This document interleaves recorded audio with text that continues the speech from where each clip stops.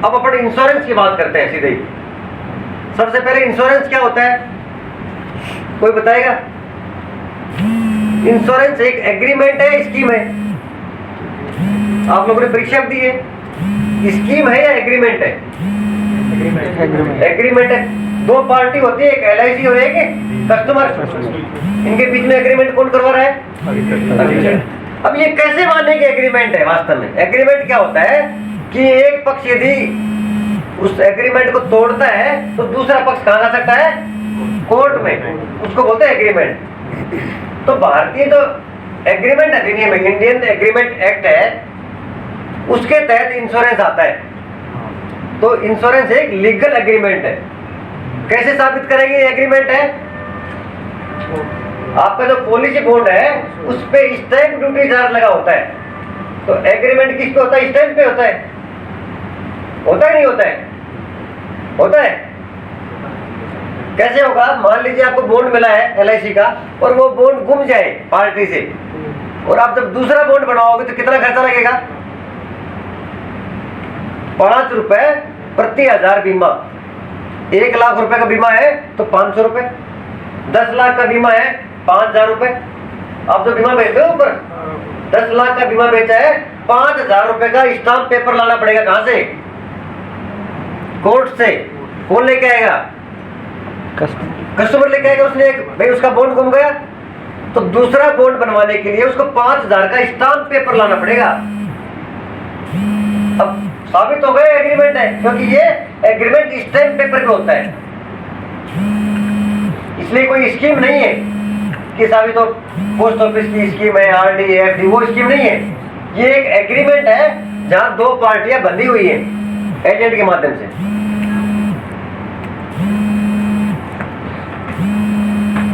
अभी कैसे काम करता है इंश्योरेंस वो आपको बता रहा हूं। मान लीजिए एक पार्टी 10,000 रुपए देती है इंश्योरेंस में। इसमें कितने का भी बीमा बनेगा? 10,000 रुपए सालाना प्रीमियम। कितना इंश्योरेंस होगा? अभी नए एजेंट है, लगभग 2 लाख रुपए का। 2 लाख रुपए का बीमा बेचोगे आप कोई भी प्लान में तो लगभग उसका प्रीमियम कितना आएगा? 10,000। तो मैंने यहां लिख दिया 2 लाख रुपए। अब इस पार्टी ने कितना दिया है? 10,000 रुपए। पार्टी की जिम्मेदारी कितनी है? 10,000। उसने कितने का रिस्क लिया? 10,000 का। LIC ने कितना वजन लिया? कितना रिस्क लिया? कितनी बर्डन ली? यदि पार्टी की पॉलिसी नंबर लगने के बाद में डेथ हो जाए तो LIC को क्या चुकाना है? 10,000 रुपए। आज ही पॉलिसी नंबर लगे और पॉलिसी नंबर लगने के बाद में अगला घर तक पहुंचा ही नहीं कि वो उसकी डेथ हो गई, क्या मिलेगा? 2 लाख। तो LIC पैसे क्यों पकड़े भाई 10,000 को? और दुर्घटना हो गई तो कितना देना पड़ेगा? दुर्घटना में 4 दुर्घटना में इतना ही और डबल 4 लाख रुपए। किसके बदले? अब मैं इनको बोलता हूँ, क्या नाम है? आदिल। मैं आदिल को ये बोलता हूँ, यार आदिल आप 10,000 रुपए मेरे पकड़ लीजिए और मैं जा रहा हूँ कोई काम से दिल्ली, ठीक है? मैं यदि वापस नहीं आता हूँ 24 घंटे में तो मेरे परिवार को आप 2 लाख रुपए दे देना। इनको बोल रहा हूँ आदिल को कि 10,000 रुपए पकड़ो और कल को मैं नहीं आता हूँ वापस 24 घंटे में, मेरी डेथ हो जाती है तो मेरे परिवार को क्या देना? 24 घंटे में आ गए तो मैं ले लूंगा आपसे 10,000 रुपए, और मेरे कुछ हो गया तो मेरे परिवार को क्या दोगे? तो आदिल जी पकड़ोगे 10,000 रुपए? क्यों?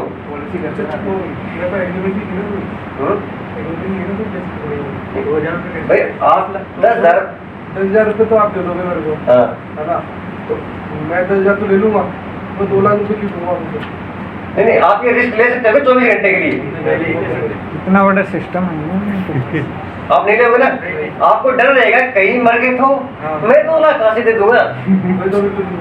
अब चलो एक बात मान लीजिए, ये कहते हैं कि हाँ जी दे दूंगा, इनके दिमाग में क्या है कि अगला आ गया तो दे दूंगा 10,000 रुपए और मर गया तो मेरे कौन से देने? मैंने कोई कहीं लिख के थोड़ी दिए, नहीं इनके घर वालों को पता कि किसने कितने दिए थे।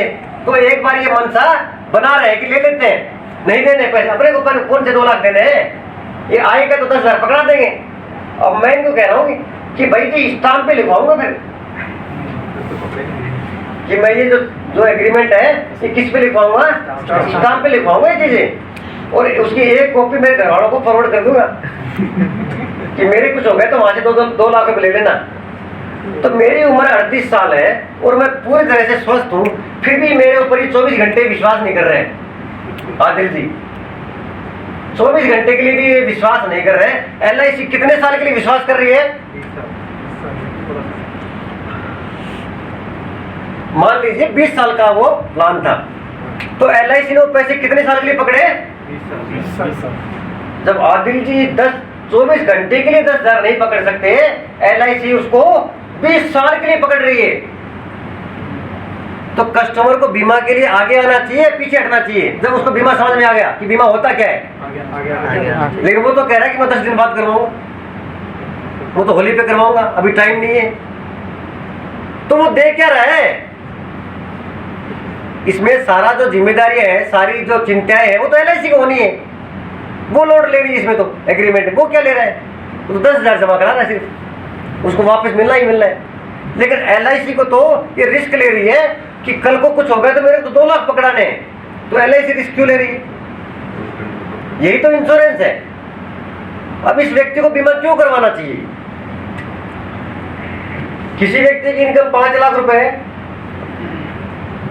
कितनी इनकम है? 5 लाख। इस व्यक्ति की रिस्क कितनी है? कितना रिस्क है इस व्यक्ति का? इसकी डेथ हो जाए आज की डेट में और उम्र मान लीजिए 30 साल है, इसकी जो एज है वो 30 साल है। इस व्यक्ति की डेथ होने पर उसके परिवार को कितना नुकसान हुआ? 5 लाख। यही तो हम गड़बड़ कर रहे हैं 1 साल की 5 लाख। कि 1 साल का नुकसान है 5 लाख का, तो और वो व्यक्ति अपने परिवार के लिए कितने साल कमाएगा? 30 लाख का नुकसान। 60 साल की एज तक कमाएगा। भाई वो जीवित रहा तो कितना कमाएगा? 1.5 करोड़ रुपए। तो यदि इसकी डेथ हो गई तो परिवार को नुकसान कितना हुआ? 1.5 करोड़ का। उसके परिवार में 1.5 करोड़ रुपए जो आने थे वो नहीं आएंगे अब। सही बात है नहीं? तो उस व्यक्ति का जो रिस्क है, जोखिम है, वो कितना है? 1.5 करोड़ रुपए का जोखिम लेके घूम रहा है बगैर बीमा के। कल को कुछ हो गया तो 1.5 करोड़ का सीधा नुकसान परिवार को हो रहा है और बीमा नहीं करवा रहा है अगला, और एजेंट पीछे पीछे घूम रहा है कि यार तेरा 10 लाख का बीमा कर दूं, तेरा 20 का कर दूं। उसका तो रिस्क LIC संभालना चाह रही है। मान लीजिए आपके सिर पर 100 kg का वजन रखा है इनके ऊपर, और मैं एजेंट हूं और मैं कह रहा हूं यार वजन मेरे ऊपर रख दीजिए, तो ये कहेंगे ना भाई जी मैं नहीं उठाने, तो क्या कहेंगे? ये आगे आएंगे पीछे हटेंगे? वजन रखा है 100 किलो का और मैं कह रहा हूं यार ये वजन मेरे सिर पे रख दो, तो क्या कहेंगे? आगे आएंगे और पीछे हटेंगे? लेकिन ये तो कह रहे नहीं मैं ही उठाऊंगा। यही तो इंश्योरेंस है कि हम उसके वजन को, उसके रिस्क को खुद उठाने के लिए तैयार है कि इसको LIC को सौंप दीजिए। जो आप उठा रहे हो इसको LIC पर सौंपिए LIC को। ये बात मास्य है। ये जो पीछे हट रहा है कि मेरे को, मैं खुद ही उठाऊंगा मेरा वजन, तो इसलिए इंश्योरेंस की ताकत क्या है कि वो उसका रिस्क जो है हर आदमी का, जो आदमी कमाता है उसका रिस्क है। क्या किसी के व्यक्ति की एक्सपायरी डेट लिखी हुई है किसी व्यक्ति की कि उसकी एक्सपायरी डेट क्या है? जैसे हर सामान पे लिखी होती है ये सामान इतने टाइम पे एक्सपायर हो जाएगा। व्यक्ति की एक्सपायरी डेट क्या है? कुछ भी नहीं है। इसका मतलब ये तो नहीं कि वो एक्सपायर नहीं होगा भाई, कुछ भी डेट नहीं है। इसका क्या मतलब है? कि नहीं मरेगा, कभी भी हो। इसका मतलब ये है कि कभी भी मर सकता है, कभी भी एक्सपायर हो सकता है। इसलिए उसका रिस्क है वो हमेशा 24 घंटे रहता है। यदि हमारी एक्सपायरी डेट लिखी हो कि ये व्यक्ति 70 साल जिएगा, ये 25 साल जिएगा, तो फिर इंश्योरेंस की क्या जरूरत है? फिर तो कोई इंश्योरेंस नहीं करवाएगा। इसलिए हर व्यक्ति रिस्क लेके चल रहा है, वो इंश्योरेंस उसका रिस्क अपने पास उठाने के लिए तैयार है। तो मान लीजिए इसकी दुर्घटना में डेथ हो गई व्यक्ति की, तो 1.5 करोड़ का नुकसान हुआ। 12 दिन उसका परिवार व्यक्ति को रोएगा। 13वें दिन से किसको रोएगा? 12 दिन किसको रोएगा? व्यक्ति को। किसी का बेटा चला गया, किसी का भाई चला गया, किसी का पति चला गया, 13वें दिन से पैसा, क्योंकि गृहस्थी आपकी पैसे से चलती है। वो 12 दिन भी पैसा लगता है घर में, नहीं लगता है? 12 दिन की बैठक नहीं लगेगा क्या? उसके घर का खर्चा बंद हो गया एक दिन भी? और इनकम बंद, और डेथ होते ही इनकम बंद और खर्चा बंद हुआ? 12 दिन में नहीं हुआ ना। तो जिस व्यक्ति का 12 दिन खर्चा ही बंद नहीं हुआ, अब वो हमेशा के लिए इनकम बंद है, तो 13वें दिन से वो किसको रोएंगे? पैसे के लिए। और वो क्या कहेंगे कि खर्चा क्या था? कुछ भी तो नहीं है, कि मकान को बेच के थोड़ी खाएंगे, एक कार को बेच के थोड़ी खाएं, बैंक में गए तो 5,000 पड़े, तो बच्चों को कैसे पढ़ाएंगे? घर कैसे चलेगा? इनकम 5 लाख आती थी भाई साहब की, तो 5 लाख के हिसाब से सब कुछ बढ़िया सेटल चल रहा है ना? बच्चे बढ़िया स्कूल में पढ़ रहे हैं जिसके लाखों रुपए फीस है। अब क्या होगा? बच्चे का एडमिशन निकाल के और नहीं पढ़ाएं, क्या करेगा परिवार? ये तो सोचा नहीं ना उसने, कि मैंने ये नहीं सोचा है। तो आपके लापरवाही परिवार क्यों भुगते? हमारी लापरवाही हमारा परिवार क्यों भुगते? बाद में परिवार उसके लिए उसको कभी माफ नहीं करेगा कि उन्होंने हमारे बारे में कभी सोचा ही नहीं कि इस तरह का कोई हो जाता है लाइफ में, तो हमारा क्या होगा? उनके साथ मर जाए, मरने वाले के साथ मर जाए क्या? तो क्या लेकर आए थे, क्या लेकर जाएंगे? क्या लेकर आए थे, क्या लेके जाएंगे? लेकिन जीवन बीमा है तो कुछ न कुछ दे के जाएंगे। तो दे तो सकते हैं ना।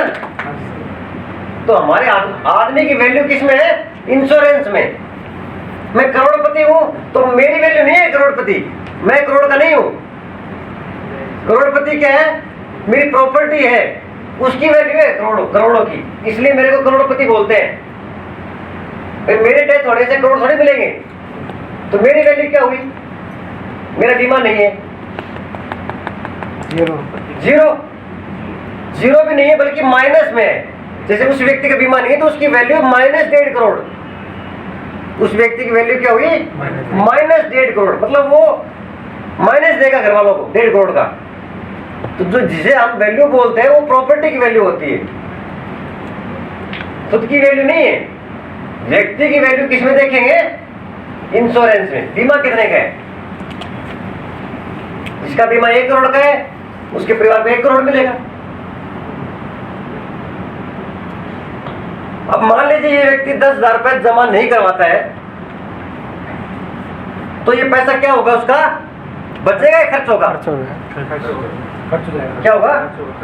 तो इंश्योरेंस एक काम और करता है, इंश्योरेंस बचत करवाता है। इंश्योरेंस तो रिस्क कवर तो लेता है, दूसरा काम क्या करता है? बचत करवाता है कि इसके माध्यम से ये बचत होगी, अन्यथा ये पैसा का क्या होगा? खर्च। अभिकर्ता के माध्यम से उसका पैसा बच रहा है, अन्यथा खर्च होगा। पैसा अपने पास रहेगा तो खर्च होगा। जिस पैसे को अपन देख सकते हैं, निकाल सकते हैं, वो क्या होगा? खर्च होगा। और जिस पैसे को दूर रखेंगे अपने से, जो दिखता नहीं है, जिसको दबा के रखेंगे, छुपा के रखेंगे, दूर रखेंगे, वो क्या होगा? बचेगा, वही बढ़ेगा, वही हमारे फ्यूचर में काम आएगा। मेरी पॉकेट में 2,000 का नोट है, कितने दिन चलेगा?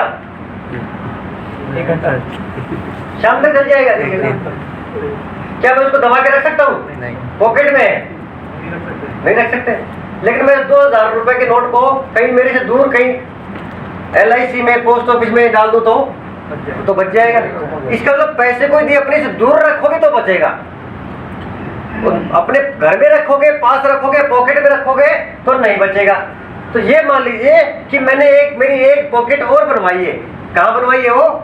LIC बनाई। मैं तो पैसे वहां डालूंगा ताकि मैं उसको देख नहीं सकूं, क्योंकि पैसे की जो फितरत है वो बाजार की तरफ जाती है, उसकी जो आदत है वो बाजार की तरफ बढ़ती है। पैसा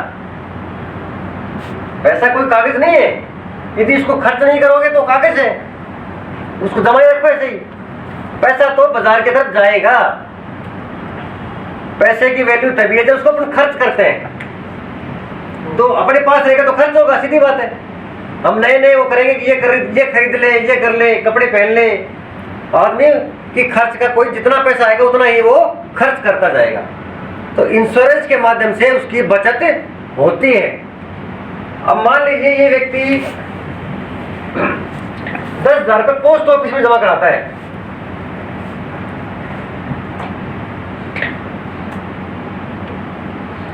पोस्ट ऑफिस में 10,000 जमा करवाया, कितना ब्याज मिलेगा? पोस्ट ऑफिस में ब्याज रेट क्या है आज के टाइम पे?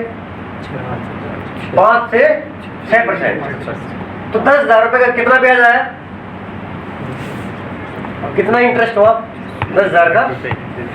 500 से 600 रुपये, ये उसका इंटरेस्ट है। और यदि ये 10,000 रुपये LIC में जमा कराता है तो क्या इंटरेस्ट आया 1 साल का?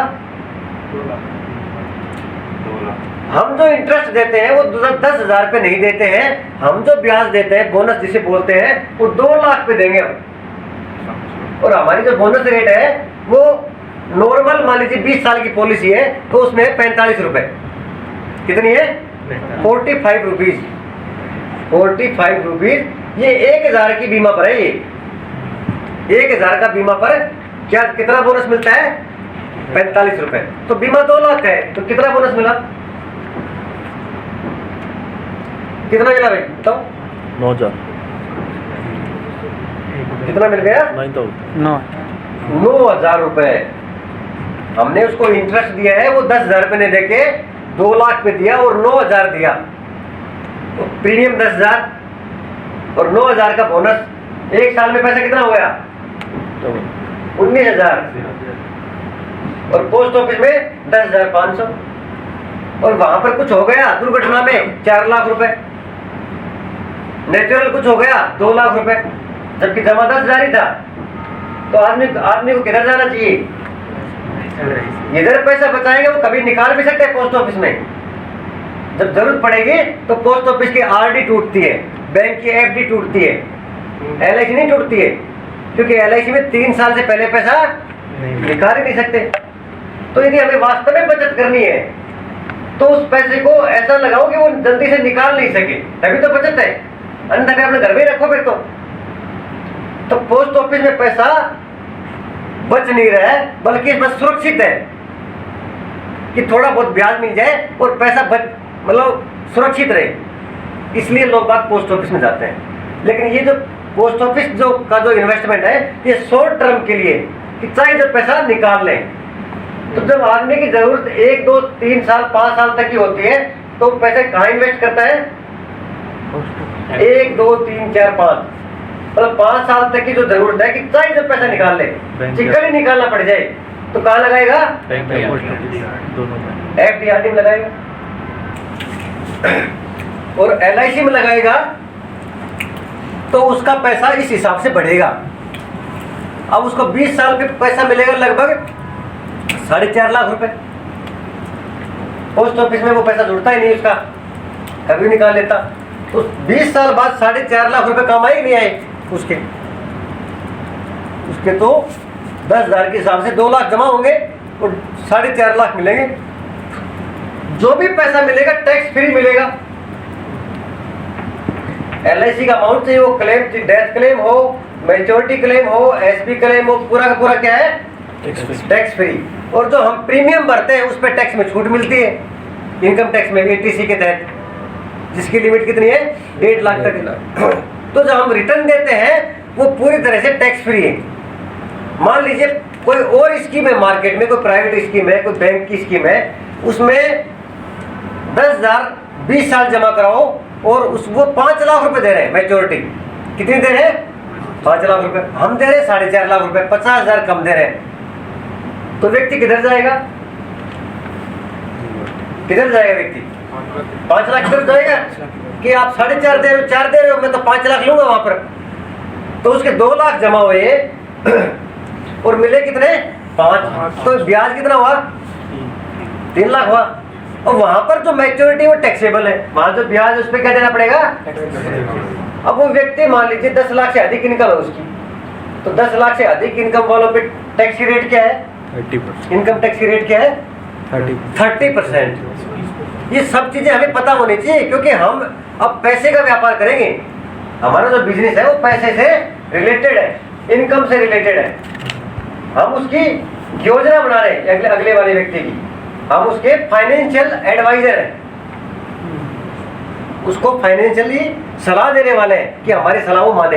तो हमें बाजार के हर post office, bank, income tax, इन सब का हमें पता होना चाहिए टिप्स पे।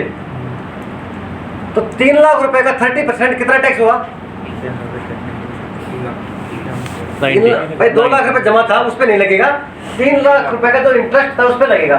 30% कितना हुआ? 90,000। अब उस व्यक्ति के पॉकेट में कितना पैसा आया? 4,10,000। और हम कितने दे रहे हैं? तो कौन सा बढ़िया हो भाई? जो पॉकेट में है वही तो प्रॉफिट है, विदाउट टैक्स 4.5। हाँ, कि वो आपको 5 लाख ज्यादा लग रहा था, तो आप व्यक्ति गुजर जाएगा। लेकिन अब क्योंकि प्रॉफिट क्या होता है, जो हम देते हैं और प्राप्त करते हैं उसी पे निकालेंगे। जो पैसा हमें मिला ही नहीं, हमारी पॉकेट में आया ही नहीं, उसको हम प्रॉफिट कैसे माने? इसलिए इंश्योरेंस में क्या है, टैक्स फ्री मैच्योरिटी एक वरदान है कि इसमें कितना ही आप इंटरेस्ट कमाइए, कितना ही आप प्रॉफिट कमाइए, पूरी का पूरा क्या है, टैक्स फ्री। चाहे आपको 1 करोड़ का क्लेम मिला हो, अब आपको पता है बड़े से बड़ा व्यापारी जो पैसे वाला है वो किसके लिए ज्यादा परेशान है? टैक्स के लिए। उसको टैक्स में फायदा चाहिए, क्योंकि 30% टैक्स बहुत ज्यादा होता है। 1 करोड़ रुपए प्रॉफिट हुआ, 30 लाख तो टैक्स में जाएगा, 70 लाख तो जेब में है। इसलिए ऐसे व्यक्तियों के लिए टैक्स बहुत मायने रखता है। और जब वो इंश्योरेंस करवाते हैं तो वहां पर जो रिटर्न आता है वो टैक्स फ्री आता है। तो बाजार का 10% और हमारा 7% बराबर हुआ कि नहीं हुआ? यदि बाजार में कहीं 10% ब्याज मिलता है कोई स्कीम में और हमारा 7 है, तो उसका बराबर हुआ कि नहीं हुआ? क्योंकि वहां 10% का 30% क्या जाएगा? टैक्स में जाएगा। और हम 7% दे रहे हैं। हम कौन सी योजना में 7 दे रहे हैं? जीवन लाभ पॉलिसी में 936 नंबर पॉलिसी है, उसमें हमारा जो ब्याज है वो 7% से ऊपर बैठता है। देखिए अपने जीवन लाभ 936 16 साल के लिए, 21 साल के लिए, 25 साल के लिए, 3 टर्म है इसमें, मैच्योरिटी टैक्स फ्री। दुर्घटना किसको बोलते हैं? आदमी मान लीजिए बीमा करवाए, उसको ये लगता है कि अपन जिएंगे आराम से, अपने क्या होने वाला है, ये सोचता ना कि बीमा क्यों करवाए यार, देखेंगे बाद में कभी, वो उसको टालता है बीमा को। दुर्घटना किसको बोलते हैं? सड़क एक्सीडेंट दुर्घटना है, इसी को बोलते हैं। और भी कोई दुर्घटना है? आप बताइए एग्जाम्पल। तो उसको मैं सिंपल तरीके से बताता हूँ आपको कि दुर्घटना उसको बोलते हैं जिसमें मृत्यु का कारण, डेथ होने का कारण हमारे शरीर के बाहर हो गई। डेथ होने का कारण क्या हो? हमारे शरीर के अंदर नहीं हो, शरीर के बाहर हो। कि साहब रोड एक्सीडेंट हुआ, रोड एक्सीडेंट में डेथ हो गई, तो एक्सीडेंट कहाँ हुआ? मौत का कारण क्या है? Road accident. कि साहब उसको सांप ने काट लिया, तो सांप अंदर है बाहर है शरीर के? कि साहब उसके दवाई रिएक्शन कर गई, अंदर, तो दवाई बाहर है अंदर है? अंदर बाहर है दवाई, तो लेते हैं हम अंदर, अंदर थोड़ी बनती है दवाई भाई। जिस कारण से डेथ हुई वो तो बाहर ही है ना दवाई। तो हमारा पैर फिसल गया छत पर से, तो छत पर से पैर फिसला तो वो बाहर है, हमारी बॉडी में थोड़ी है छत, पेट से गिर के पेट बाहर है। तो जो मृत्यु का कारण, डेथ होने का कारण यदि हमारी बॉडी के बाहर है तो दुर्घटना है। अब हमारा हार्ट फेल हो गया, हार्ट कहाँ है? अंदर। हमारी किडनी फेल हो गई, हमें कैंसर हो गया, नहीं, हमारे फेफड़े खराब हो गई, सारी चीजें कहाँ है? अंदर है। या अचानक डेथ हो गई, तो अचानक डेथ हुई तो चलो आपके शरीर में क्या हुआ ऐसा कोई पता नहीं लगा, लेकिन ये तो नहीं हुआ ना कि उसका कारण बाहर है, ये तो साबित नहीं हुआ ना कि सब अचानक डेथ हो गई। तो कैसे साबित करोगे दुर्घटना है? इसका मतलब मृत्यु का कारण शरीर के अंदर ही है जो पता नहीं चला, अचानक ही डेथ हो गई। डॉक्टर के पास गए तो वहां तक गए तो खत्म हो गया था। इसलिए अब आप ये बताओ कि जब इतनी दुर्घटनाएं हो सकती हैं कितनी सारी, जो आदमी चारों तरफ से दुर्घटनाओं से पूरी तरह से घिर गया है। यहाँ बैठे क्या सेफ मान रहे हैं अपने आप को? क्या हो सकता है यहाँ पर?